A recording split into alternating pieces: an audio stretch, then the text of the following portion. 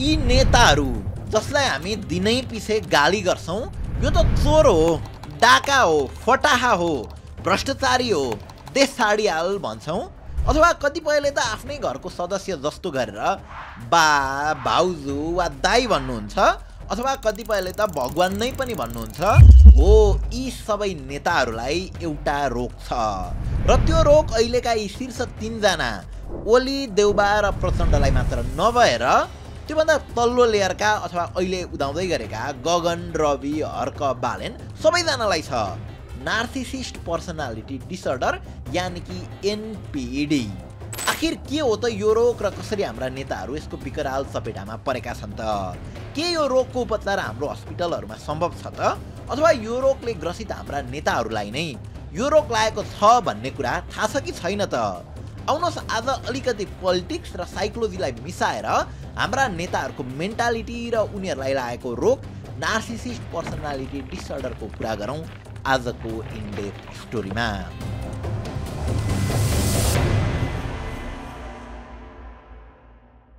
Narcissist personality disorder एनपिडी एक जटिल मानसिक अवस्था हो जसमा व्यक्तिमा अत्याधिक आत्ममहत्व र प्रशंसा प्राप्त गर्ने चाहना हुन्छ र अरूप्रति हुनुपर्ने सहानुभूतिमा कमी देखिन्छ। एनपिडीका कारण सामाजिक र व्यावसायिक समस्याहरू उत्पन्न त हुन्छन् नै, यसले अन्य मानसिक समस्या र पदार्थको दुर्व्यसनमा फसाउने चान्स पनि बढी हुन्छ। मानसिक र रोगको परिभाषामा नार्सिसिस्ट पर्सनालिटी डिसअर्डरलाई अस्ट्रियन साइकोएनालिस्ट सिगमन्ड फ्रुडले आफ्नो किताबमा यस्ता व्यक्तिहरू इगोसेन्ट्रिक हुने कुरा बताएका छन् भने अमेरिकन प्रख्यात सिआइए एनालिस्ट र साइक्राटिस्ट जेराल्ड याम पोस्टले भने आफ्नो किताब नार्सिसिजम एन्ड पोलिटिक्समा नेताहरूमा अत्याधिक देखिने नार्सिसिस्ट व्यक्तित्वको विशेषताहरूलाई दर्शाएका छन्।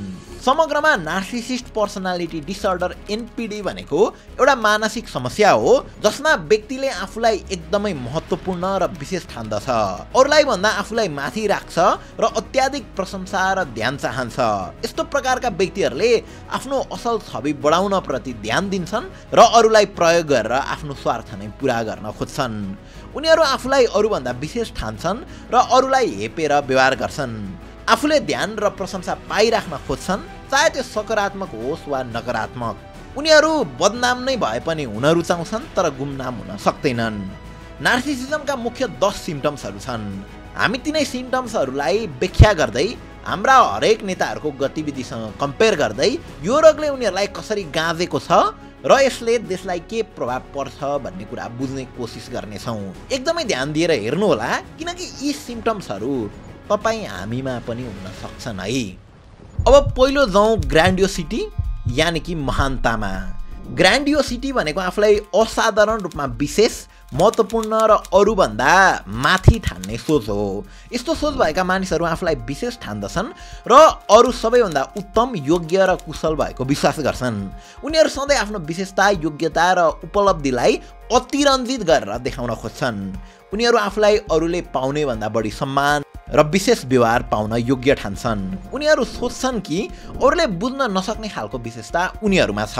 उनीहरूले अरूको काम, सुझाव वा उपलब्धिलाई महत्त्व दिँदैनन् र सधैँ आफूलाई मात्र सही देखाउन चाहन्छन्। नेपालमा अधिकांश नेताहरूमा यो सिम्पटम देखिन्छ। नेताहरू हुन त जनताको सेवक हुन् तर उनीहरूले आफूले आफूलाई चाहिँ मालिक हुँ भन्ने ठान्दछन्। यही नै यो लक्षणको मुख्य कुरा हो। यही व्यवहारले नै उनीहरूलाई यो रोग लागेको छ भन्ने देखिन्छ। यस्तो सोच भएका नेताहरू सधैँ आफूलाई मात्र साँचो देशभक्त, सबै समस्याको समाधानकर्ता र मात्र उनीहरूसँगै भविष्य छ भन्ने चाहिँ देखाउन चाहन्छन्। यस्ता नेताहरूले देशको समस्या भन्दा पनि आफ्ना उपलब्धि र महत्त्वलाई बढी प्राथमिकता दिने हुँदा जनताको वास्तविक समस्यामा ध्यान दिँदैनन्। ग्रान्डियोसिटीका प्रमुख उदाहरण यी 3 नेताहरू नै हुन्। तर यो खासियत चाहिँ बिस्तारै नेताहरूमा मात्र नभएर पार्टीमै पनि देखिन्छ। यानि कि यो रोगले नेतालाई मात्र होइन, व्यक्तिलाई मात्र होइन, पार्टीलाई नै पनि, संस्थालाई नै पनि गाँजेको छ। जस्तै नेपाली कङ्ग्रेस अझै पनि राणा शासन र पञ्चायती शासन फालेको क्रेडिट लिएर आफूलाई महान भन्दै हिँड्छ। नेकपा एमाले भने अझै पनि मदन भण्डारी र झापा विद्रोहको क्रेडिट लिएर आफूलाई सबैभन्दा उद्धार पार्टीको संज्ञा दिन पछि पर्दैन। बारुद माथि नै हिँड्दै आएको हो भन्न पनि पछि पर्दैन। हामी त बारुद माथि नै सधैँ बारुदका बीचमै यात्रा गरेर आएका हौँ। आजदेखि होइन, आधा शताब्दीभन्दा बढी समयदेखि म 6 दशकदेखि यही देश बनाउने अभियानमा लागेका छु।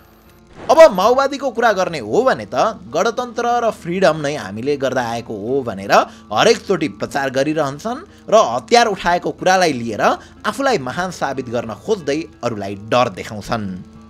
दलित लगायत उत्पीडित समुदायले संवैधानिक रूपले जे अधिकार प्राप्त गरेका छन् त्यो मूलभूत रूपमा मलाई गर्व छ माओवादी आन्दोलनको कारणले नै पाएका छन्। म सरकारमा हुँदा चाहिँ यी सबै कुरा छोडेको भए त मैले अहिले सरकार छोड्न पर्दैन थियो। साथी तपाईँ ख्याल गर्नु होला। पछिल्लो 20 वर्षमा चाहिँ यो देशका लागि के दियौ त भनेर यी पार्टीहरूलाई सोध्ने हो भने उनीहरूसँग थप उपलब्धि केही पनि छैन। तर पनि आफूले आफूलाई महान देखाउन त्यही पुराना अचिभमेन्टहरू अहिलेसम्म पनि निधारमै टाँगेर हिँडिराख्छन्। अझ भन्नुपर्दा आफू नै सर्वस्व भनेर क्लेम गर्छन् र काहीँ कतै केही काम भइहाल्यो भने त्यसको क्रेडिट कसले लिने भनेर यस्तो खाले विवाद पनि उत्पन्न हुन पुग्छ। सम्माननीय प्रधानमन्त्री शेरबहादुर देउबाज्यूका करकमलबाट बाहुलीबाट समुद्घाटन भएको छ। हामीले सुरु गरेर बनाएर ठिक्क पारेको थियो, गरे हिजो उहाँले रिबन काट्नुभयो। धन्यवाद छ उहाँलाई। 100 दिनको उपलक्ष्यमा प्रधानमन्त्री केपी ओलीले पढेको वक्तव्य सुन्नुभयो होला। मैले गरे जति काम सबै आफूको बनाएछन् तिनले। उनले त यहाँ आएपछि सिनको भाँचेका छैनन्। 100 दिनमा गरेको भनेर जे फेरिस्त पेश गरेका छन् त्यो माओवादी केन्द्रको नेतृत्वको सरकारले गरेका कामहरूको लिस्ट बनाएछन् र यो मैले गरेको भने। अब दोस्रो सिम्पटम्स अफ फेन्टासिस यानि कि कल्पनाहरू र यसको मुख्य भिक्टिम हुन् प्रधानमन्त्री केपी शर्मा ओली। उनलाई सपना देख्न र देखाउन खुबै मनपर्छ। केपी शर्मा ओली नेकपा एमालेको अध्यक्ष भएदेखि नै सपना देख्ने र देखाउने गर्थे। यो कुरा उनको भाषणमै पनि मजाले झल्किन्छ। उनी भाषण गर्दा अथवा सपना बाँड्दा त्यसलाई एउटा फेन्टासी जसरी प्रस्तुत गर्छन्। रेल आयो भने जनताले कस्तो फिल गर्छन् त यो उनी आफ्नो भाषणबाट नै जनतालाई फिल गराउन खोज्छन्। उनी रेल आउँछ भन्दैनन्, पानी जहाज किन्दैछौँ भन्दैनन्, रेल आइसक्यो अब स्टेसन यही बन्छ चढ्नका लागि तयार हुनुहोस् भन्छन्। पानी जहाजले नेपालको झन्डा फरफराएर समुद्रमा कुद्दैछ भन्न खोज्छन्। यसरी मानिसलाई भविष्य देखाउने मात्र होइन, त्यो चिज पुरा भयो भने उनीहरूले कस्तो फिल गर्छन् त भन्ने कुरा नै फिल गराउन सक्यो भने कनेक्ट हुन सजिलो हुन्छ भन्ने उनले मजाले बुझेका छन्। तर वास्तवमा यो एउटा राम्रो पोलिटिकल स्ट्राटेजी भए तापनि एउटा नार्सिसिस्ट पर्सनालिटी डिसअर्डरकै सिम्पटम्स पनि हो। उनले सपना बाँड्दा फेन्टासी प्रयोग गरेर दिएका केही स्पिचहरूको उदाहरणहरू यहाँ आफै सुन्नुहोस्। मैले भन्न खोजेका कुराहरू तपाईँले बुझिहाल्नुहुन्छ। केरु काठमाडौँ पोखरा रेल आइसकेपछि बेनीसम्मका रेलका लागि त केही भन्नु पर्ला जस्तै लाग्दैन मलाई। पोखरा रेल आएपछि बेनी जाँदैन। बेनी जाँदा कहाँबाट जान्छ? पुष्पा हुनु परेन? पुष्पा त स्टेसनै हुन्छ। केही वर्षको कुरा हो यो। खल्तीमा ठ्याम्मै पैसा नभएको त हुँदै हुँदैन। कमाउन पाएन भने त अलिकति भए पनि सरकारले खल्तीमा हालिदिन्छ। अब तेस्रोमा छ निड अफ एडमाइरेसन। यो सिम्पटम्सबाट ग्रसित व्यक्ति चाहे त्यो आम जिन्दगीमा होस् वा राजनीतिक जीवन सबैमा आफ्नो भूमिका खोजिरहेको हुन्छ। यस्ता व्यक्तिहरूले लगातार प्रशंसा, ध्यान र मान्यता चाहन्छन्। यी आवश्यकताहरू उनीहरूलाई सेल्फ वर्थको भावना जगाउन वा आफूलाई महत्त्वपूर्ण र विशेष महसुस गराउन मद्दत गर्दछन्। उनीहरू सधैँ चर्चामै रहन चाहन्छन्। उनीहरू बरु बदनाम हुन सक्लान् तर गुमनाम भने हुन सक्दैनन्। अब यो सिम्पटम्स नेपालमा पछिल्लो समय कसलाई देखिएको छ त्यो तपाईँ आफैले भन्न सक्नुहुन्छ।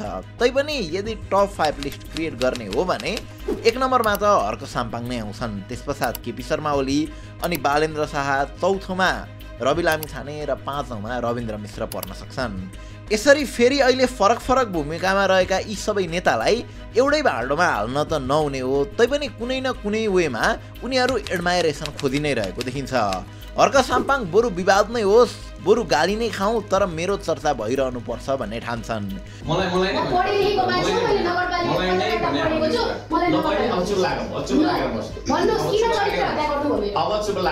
यो उनको हरेक स्ट्याटसमा झल्किरहेको हुन्छ। अझ 2 वर्ष अगाडि कार्यकाल सुरु हुँदै गर्दा बालेन शाहसँग उनको बेतुकको दुवारीले पनि उनलाई एटेन्सन कति चाहिँदो रहेछ भन्ने कुरा देखाएको थियो। अब बालेन शाहकै कुरा गर्नुपर्दा उनी पनि चर्चाभन्दा बाहिर बस्न नसक्ने नेता हुन्। काम गरेरै चर्चा त पाइरहेछन्, तर जब उनीतिर औँला उठ्छ, उनीमाथि प्रश्न उठ्छ, केन्द्र सरकारतिर आक्रोश पोखेर जनभावना आफूतिर ल्याइहाल्छन्, एडमायरेसन पाइहाल्छन्। त्यस्तै दुई पटक एउटै स्थानबाट एकदमै कम मतान्तरले पराजित भएका रविन्द्र मिश्र पनि आफू चर्चामा आएनन् भने उनलाई निन्द्रा लाग्दैन। उनी सामाजिक सञ्जालको प्रयोग गरेर आजकल त अझ भिडियोजहरू नै बनाएर केही कन्ट्रोभर्सियल स्टेटमेन्ट दिएर भए पनि चर्चामा आइरहन चाहन्छन्। माओवादी हत्या हिंसामा भएको जुन मानिसहरूको ज्यान गयो त्योभन्दा 10औं 20औं 50औं गुणा धेरै छ। त्यसो हुनाले यी अप्रत्यक्ष रूपमा 10औं हजार लाखौं नेपालीको हत्या गर्ने भ्रष्टाचारीहरू पापी हुन्, अपराधी हुन्।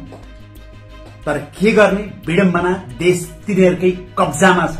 अब रवि लामिछानेको कुरा गर्नुपर्दा उनी पनि कहिले नेताहरूसँग त कहिले पत्रकारहरूसँग खनिएर नेपाली जनताहरूमाझ प्रिय हुन खोजि नै रहन्छन्। चाहे त्यो नागरिकता काण्ड हुँदाखेरि पत्रकारप्रति देखाएको आक्रोश होस् वा भर्खर भएको सहकारी काण्ड, उनी अदालत या कानुनको अगाडि भन्दा पनि जनताको अगाडि सफा हुन चाहन्छन्। अदालतले क्लिन चिट दियोस् नदियोस्, जनताले क्लिन चिट दिए भने राजनैतिक भविष्य उज्जवल छ भन्ने उनले मजाले बुझेका छन्। देश चलाउने हो भने चुनाव लड्न आउनुहोस्, चितवन 2 मसँग चुनाव लड्न आउनुहोस्। कैलाश खिरेवा आउने हो कि रामेश्वर थापा आउने हो कि अमित ढकाल आउने हो कि शिव गाउँले आउने हो कि को आउने हो, चुनाव लड्न आउनुहोस्। देश तपाईँले चलाउने होइन, तपाईँले आफ्नो मिडिया चलाउने हो। इथिक्स तपाईँहरूलाई पनि लाग्छ, मलाई मात्र इथिक्स लाग्दैन। कसैको राजनीति जोगाइदिनका लागि म बलिवेदीमा चढेको छु भन्ने कुरा मैले बुझेको छु र मलाई विश्वास छ आम सर्वसाधारणले पनि बुझेका छन्। मलाई विश्वास छ आम नागरिकहरूले न्याय दिनुहुनेछ। अब ओलीकै कुरा गर्ने हो भने उनी जतिको एटेन्सन सिकर त कुनै होला र। जहाँ पाए त्यही उटपटाङ गरिदिने र उखानटुका भन्न जान्ने खुबीले गर्दा ओली अघिल्लो कार्यकालसम्म त चर्चित नै थिए। चुनावमा जाँदाखेरि यिनीहरू होक्का गर्दै जान्छ। चुनावपछि यिनीहरूको के हुन्छ? तर अहिले ओह्रालो लागेको मृगलाई बाछाले पनि खेद्छ भने जस्तै ओलीलाई उनकै यही खुबी भारी भइरहेको छ। यही कारण अहिले उनको आलोचना बढी भइरहेको छ।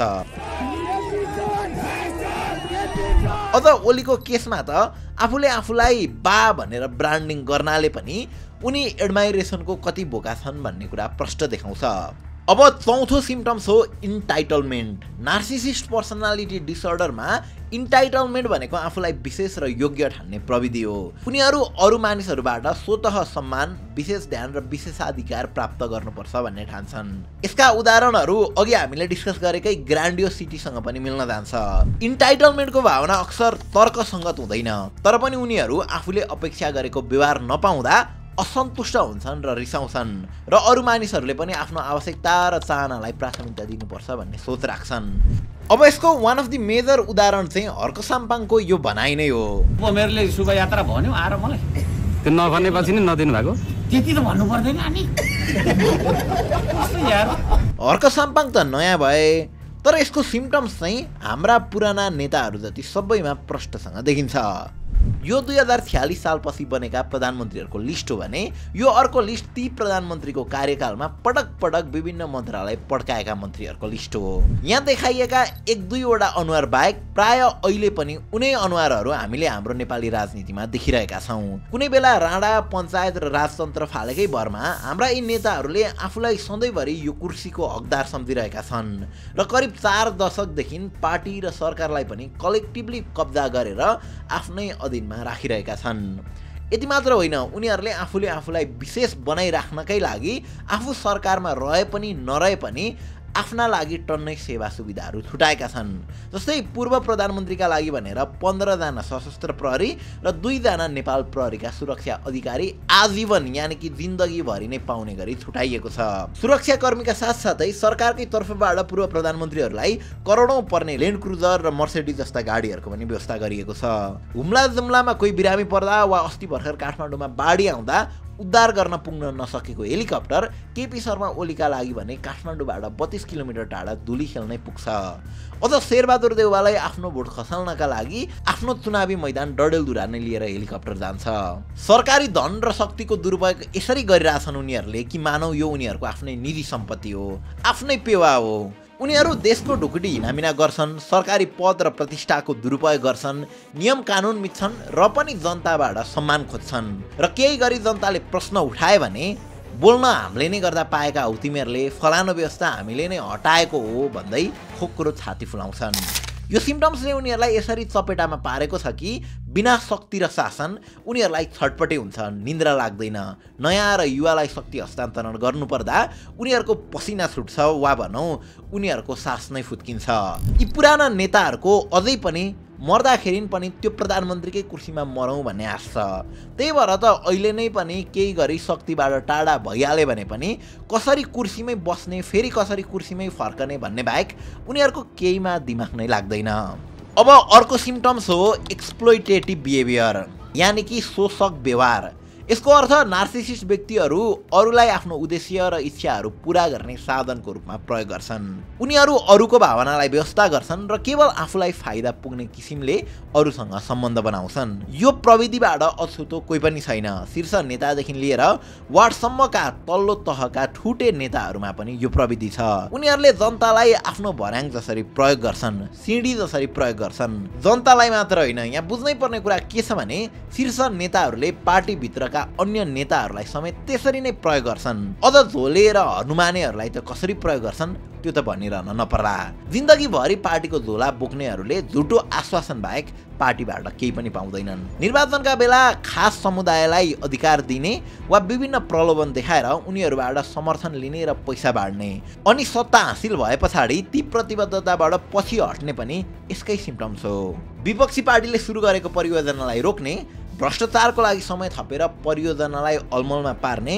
प्रहरी प्रशासनमाथि हस्तक्षेप गर्ने, सरुवा गराइदिने लगायतका प्रविधिले गर्दा नेपाली नेताहरूमा एक्सप्लोइटेटिभ बिहेभियरको सिम्टम्स राम्रोसँग देख्न सकिन्छ। त्यस्तै अर्को सिम्टम्स हो lack of empathy. Narcissist personality डिसअर्डरमा ल्याक अफ एम्पेथी भनेको अरूको भावना, पीडा र आवश्यकतालाई बुझ्न र महसुस गर्न असमर्थ हुनु हो। यो डिसअर्डर भएका व्यक्तिहरूले अरूको दृष्टिकोणबाट सोच्न गाह्रो मान्छन् र अन्य मानिसहरूको भावना, इच्छाहरू वा सीमालाई सम्मान गर्दैनन्। उनीहरू अरूको दुःख, सङ्घर्ष वा सफलतालाई महत्त्व दिन सक्दैनन्, जसले गर्दा उनीहरू स्वार्थी र कठोर देखिन्छन्। यसमा त हाम्रा नेताहरू अब्बल नै रहेको प्रश्नसँग देखिन्छ। चाहे त्यो 10 वर्ष सशस्त्र युद्धको क्रममा मारिएका हजारौं मानिसहरूको कुरा होस् या माओवादी आफैले गरेको लडाकु शिविर घोटाला, अथवा चाहे त्यो 72 सालको भूकम्प पश्चात ओलीले गरेको भ्रष्टाचार होस् या 77 सालमा कोरोना पीडितको नाममा उनले नै गरेको घोटाला होस्।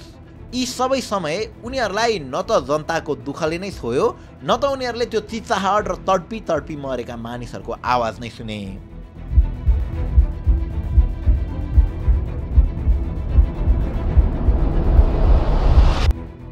अहिले पनि देश त रेमिटेन्सले नै चलेको छ। वैदेशिक रोजगार विभागको तथ्याङ्क अनुसार आर्थिक वर्ष 2023-24 मा मात्र श्रमका लागि नेपालबाट विदेश जानेको संख्या 7,41,000 पुगेको देखिन्छ र विदेशबाट आउने रेमिटेन्सको संख्या 16.5% ले वृद्धि हुँदै 1.44 ट्रिलियन पुगेको छ। यत्रो खर्बौं रुपियाँ हाम्रो नेपाली दाजुभाइले दुःख गरेर यिनै नेताहरूलाई पाल्दिनका लागि पठाइरहनु भएको छ। तर जब तिनै दाजुभाइको मृत्यु हुन्छ, यी नेताहरूले त्यो लास पनि विदेशबाट नेपालसम्म ल्याउन सक्दैनन्। उनीहरूको मन यति पनि रुँदैन। यही नै हो नार्सिसिस्ट पर्सनालिटी डिसअर्डरको सबैभन्दा ठुलो प्रमाण। अब लागौँ 7औं र 8औं पोइन्ट तर्फ, एन्भी र एरोगेन्स। अब ग्रान्डियोसिटी, फेन्टासिज, एडमाइरेसन जस्ता सिम्टम्सले ग्रसित भएका हाम्रा नेताहरूमा यो एन्भी यानि कि ईर्ष्या र एरोगेन्स यानि कि अहमता अथवा चाहिँ आक्रोश नहुने त कुरै भएन। जसका ज्वलन्त उदाहरण हुन् केपी ओली, जो हरेक समय कि अरूको ईर्ष्यामा डुबेको देखिन्छ कि त अरूप्रति रुखो बोलिरहेको देखिन्छ। काठमाडौँका मेयर बालेन्द्र शाहसँग त उनको विशेष ईर्ष्या नै छ।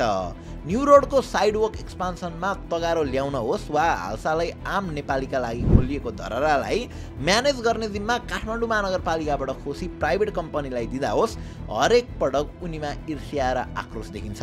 अझ उनीमा एउटा राजनीतिज्ञ वा भनौँ सभ्य मानिसभित्रै पनि अरूप्रति हुनुपर्ने कदर र सम्मान दुवै नभएको जस्तो देखिन्छ। बरु उनी चुर्लुम्म घमण्ड र डाहापनको डुबुल्की लगाउँछन्। यो कुरा उनको स्पिचमा शब्दै पछि मजाले झल्किरहन्छ। यसका लागि यी दुई उदाहरण हेर्नुभयो भने पनि भइहाल्छ।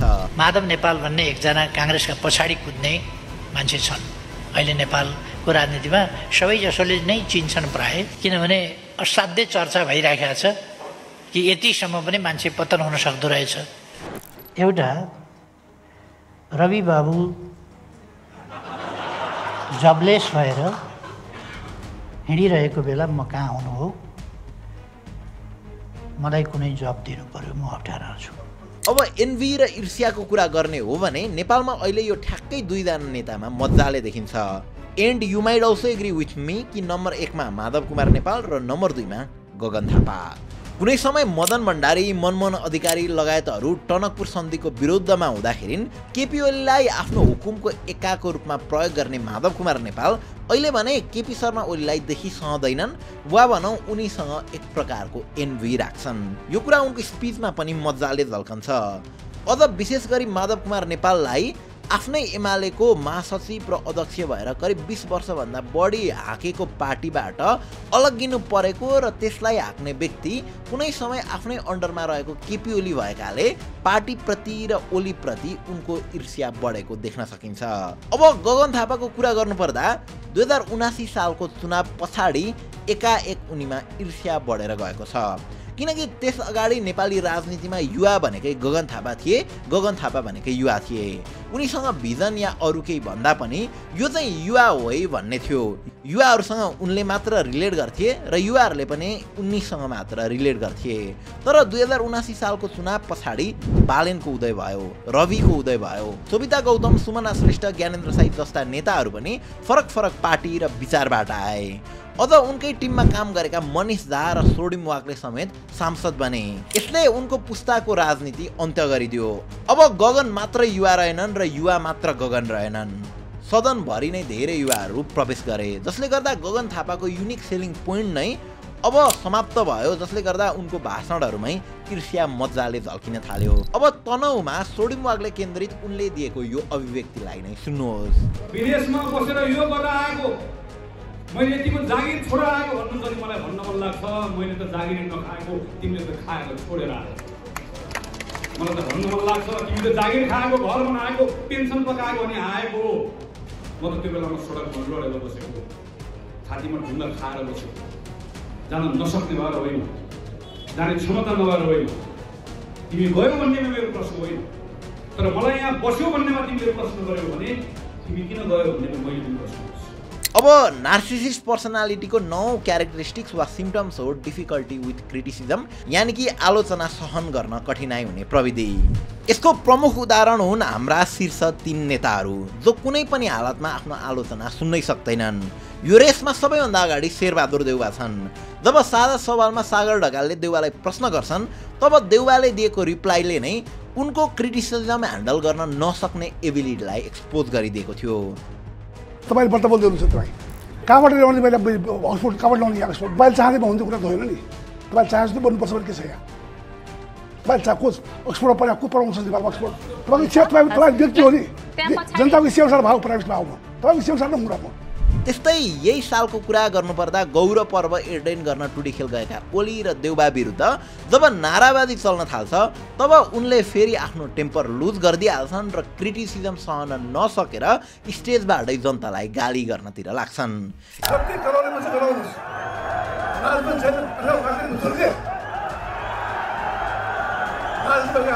यसरी क्रिटिसिजम लिन नसक्नेमा ओली पनि निकै अगाडि छन्।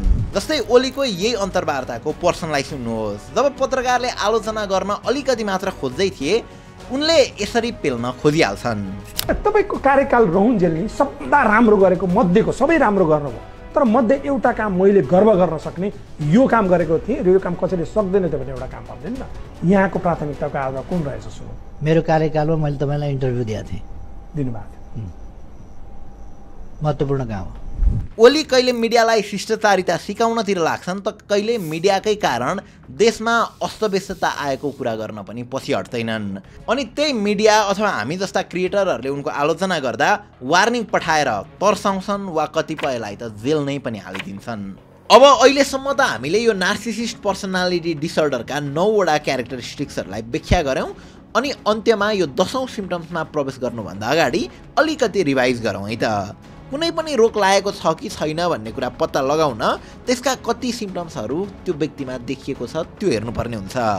केपी शर्मा ओली, शेरबहादुर देउवा र प्रचण्डमा यी मध्येका प्राय सिम्पटम्सहरू मिल्छ र पक्कै पनि उनीहरूमा एनपिडी छ कि भन्ने प्रश्न चाहिँ उठ्छ। बाँकी रहेका बालेन, रवि, हर्क, गगन लगायतमा पनि अलिअलि यो रोगको लक्षणहरू चाहिँ देखिन सुरु गरेको हो कि जस्तो देखिन्छ। केही सिम्पटम्सहरू उनीहरूमा मिल्न गएको देखिन्छ। सो अहिले नै उनीहरूलाई यो रोग छ भनेर भन्न त नमिल्ला तर अर्ली सिम्पटम्स भन्ने देखिन सुरु गरिसकेको छ। सो आशा गरौँ गगन थापामा देखिएको एनभी, हर्क साम्पाङमा देखिएको इन्टाइटलमेन्ट, बालेन, रविमा देखिएको निड फर एडमायरेसनका सिम्पटम्सहरू चाँडै हराएर जाउन्, नत्र उनीहरूलाई पनि शीर्ष नेताहरूलाई जस्तै यो नार्सिसिस्ट पर्सनालिटी डिसअर्डरले नराम्रोसँग गाँच्नेछ। यो रोगको अन्तिम र 10औं सिम्पटम्स हो स्ट्रेस, जुन हाम्रा नेताहरूको 9 वटा सिम्पटम्सले गर्दा हामी नेपाली जनताहरूमा देखिएको छ।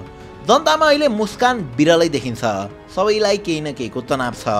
आमाहरू आफ्नो प्राणप्रिय छोरा देशमा रोजगारी नपाएर विदेश गएको वेदनामा रोइरहेका हुन्छन् त कोही भने आफ्नै छोरी बलात्कार भएको 6 वर्ष पुग्दा पनि न्याय नपाएकाले छटपटिरहेका छन्। किसान मल नपाएर कराउँदैछन्, खेलाडीहरू उचित पुरस्कार नपाएर स्ट्रेसमा छन्, बजार भाउ बढेर सबैलाई तनाव छ। यो अवस्थामा यी नेताहरूले तुरुन्तै आफ्नो उपचार नगराउने हो भने जनताको धैर्यताको बाँड फुटेर त्यो बालुवाटार वा सिंहदरबार छिर्न सक्छ। अथवा सिंहदरबारै छिरेन भने पनि यदि नेताहरूले अब 84 सालको चुनावसम्ममा आफ्नो उपचार नगराउने हो भने जनताहरूले नै उनीहरूको उपचार खोज्ने नै छन्। हस्त, थ्याङ्क यू फर वाचिङ।